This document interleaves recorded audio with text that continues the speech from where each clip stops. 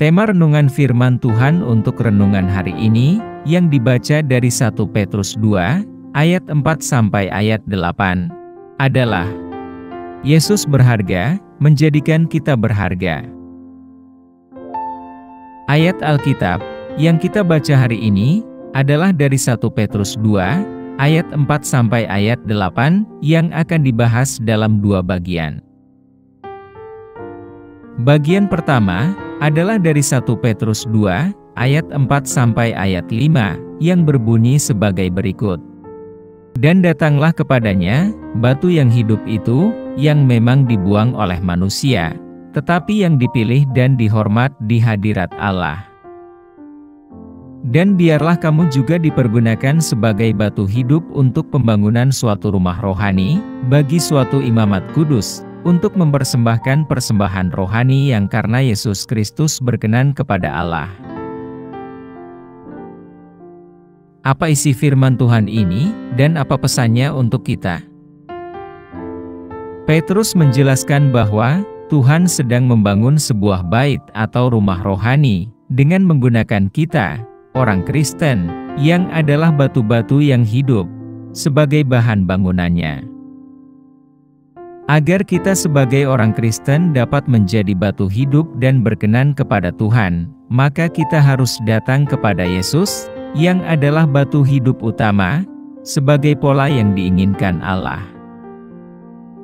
Untuk pertama kalinya, Yesus disebut batu hidup, dan kita pun ikut disebut sebagai batu-batu yang hidup. Kita dikatakan sebagai batu hidup, karena kita terhubung dengan Dia, yaitu Yesus yang adalah sumber kehidupan itu sendiri. Dalam persatuan dengan Yesus inilah kita juga hidup. Kita menggenapi nubuat tentang satu imamat kudus. Sama seperti bait suci orang Israel, demikian pula gereja adalah bait rohani, di mana kita masing-masing, yang adalah bait rohani, bersama-sama digunakan untuk membangun rumah rohani, yaitu gereja, sebagai tubuh Kristus. Kita tidak mungkin dapat membangun rumah rohani yang besar bagi Tuhan, jika kita sendirian yang digunakan oleh Tuhan. Tuhan ingin membangun rumah rohani itu, dengan menggunakan kita semua bersama-sama. Itulah sebabnya, kita dipilih dan dipanggil, untuk saling mengasihi. Dan sama seperti orang Israel di Perjanjian Lama, yang mempersembahkan korban di bait suci, demikian juga semua orang Kristen, mempersembahkan korban rohani yang dapat diterima oleh Allah, yaitu dirinya sendiri, yang sudah dikuduskan dengan darah Yesus. Selain mempersembahkan tubuhnya sendiri, maka setiap orang percaya di Perjanjian Baru, adalah imamnya sendiri di hadapan Allah.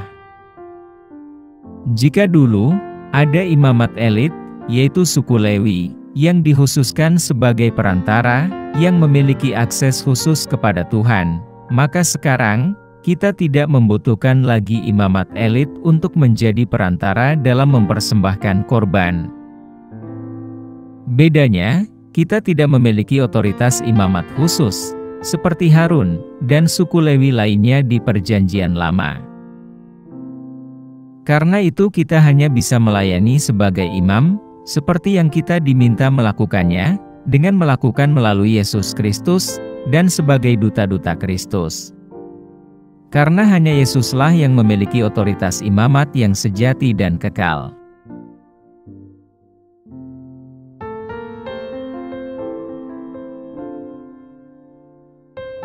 Bagian kedua adalah dari 1 Petrus 2, ayat 6 sampai ayat 8, yang berbunyi sebagai berikut. Sebab ada tertulis dalam kitab suci, sesungguhnya, aku meletakkan di Sion sebuah batu yang terpilih, sebuah batu penjuru yang mahal, dan siapa yang percaya kepadanya, tidak akan dipermalukan. Karena itu bagi kamu, yang percaya, ia mahal, tetapi bagi mereka yang tidak percaya, batu yang telah dibuang oleh tukang-tukang bangunan, telah menjadi batu penjuru, juga telah menjadi batu sentuhan dan suatu batu sandungan. Mereka tersandung padanya, karena mereka tidak taat kepada firman Allah, dan untuk itu mereka juga telah disediakan. Apa isi firman Tuhan ini, dan apa pesannya untuk kita?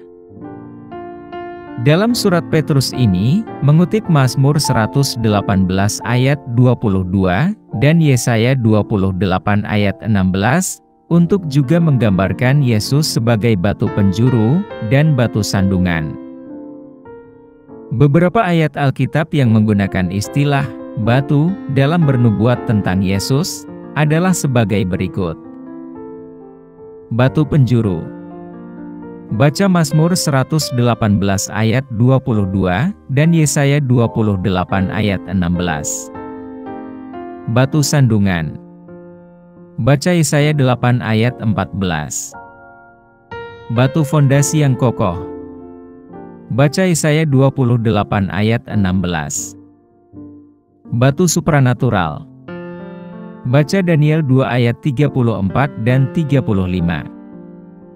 Dan batu karang rohani, yang memberi Israel air di padang gurun. Baca 1 Korintus 10 ayat 4. Dalam surat ini, Petrus mengutip Mazmur 118 ayat 22, dan Yesaya 28 ayat 16, untuk juga menggambarkan Yesus sebagai batu penjuru, yang sekaligus juga menjadi batu sandungan. Kutipan Petrus, selain menggambarkan penggenapan nubuatan Yesus, juga ingin menjelaskan bahwa, ketika kita dipakai Tuhan untuk membangun rumah rohani, akan ada batu penjuru, yang menyatukan semua batu hidup, yang sering berjalan menurut kehendak dan kemauannya sendiri. Dan tidak diragukan lagi, siapa landasan utama kita. Yesus adalah batu penjuru utama dalam pekerjaan membangun gereja Tuhan.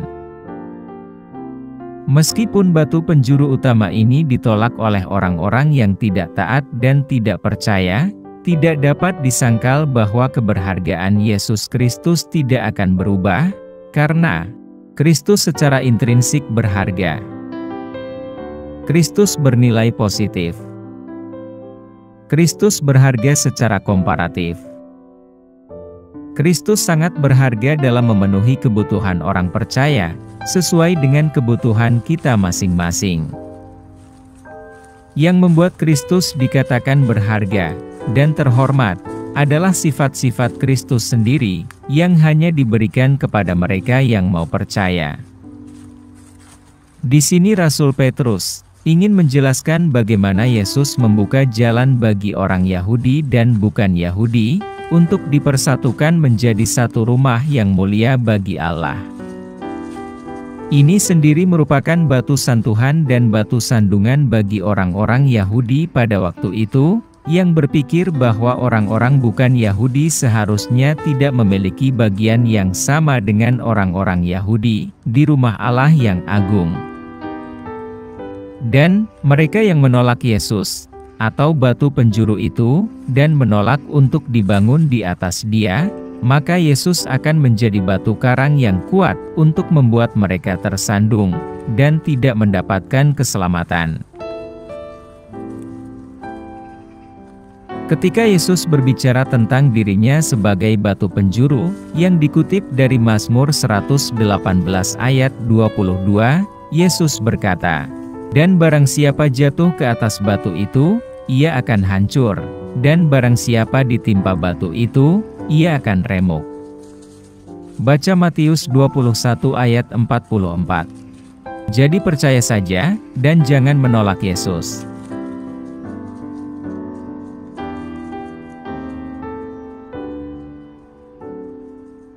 Apa yang harus kita terapkan dalam kehidupan kita?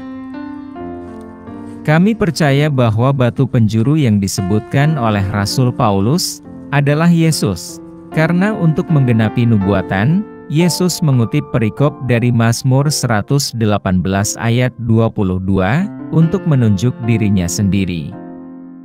Baca Matius 21 ayat 42. Yesus juga adalah batu fondasi yang kokoh. Itu sebabnya kita bersedia dibangun di atasnya. Kita tahu bahwa batu penjuru berfungsi untuk menyatukan dan mengikat dua hal yang letak sisi dan arahnya berbeda. Oleh karena itu kita harus rela bersatu dengan batu penjuru utama yang menjadi titik tolak sebuah bangunan, agar kita semua sebagai batu hidup dapat tersusun rapi, menurut hubungannya dengan batu penjuru utama. Sebagai orang percaya, kita yang tahu betapa berharganya Kristus, tidak akan menyimpan berita itu untuk diri kita sendiri, tetapi akan membagikan kabar sukacita ini juga kepada orang lain.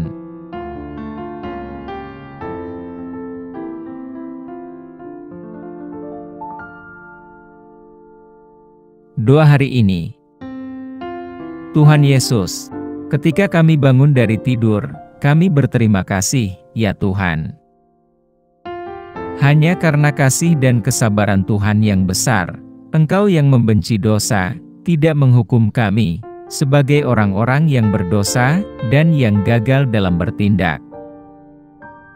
Bahkan Tuhan telah menunjukkan kepada kami, cinta kasih, secara terus-menerus. Saat kami terjatuh dalam keputusasaan, Engkau mengangkat dan menghibur kami pagi hari ini, dan memampukan kami, memuliakan Tuhan. Sekarang bukalah mata batin kami, dan buka mulut kami untuk membaca firman Tuhan dan memahami perintah Tuhan. Tolong kami untuk melakukan kehendak Tuhan dan bernyanyi bagi Tuhan, dalam adorasi dan pujian sepenuh hati, bagi nama Tuhan yang paling suci, yaitu Allah Bapa, Allah Putra, dan Roh Kudus, sekarang dan selama-lamanya, sepanjang zaman. Dalam nama Yesus, kami telah berdoa. Amin. Kiranya Tuhan menguatkan kita, dan kasih karunia Tuhan Yesus menyertai kita.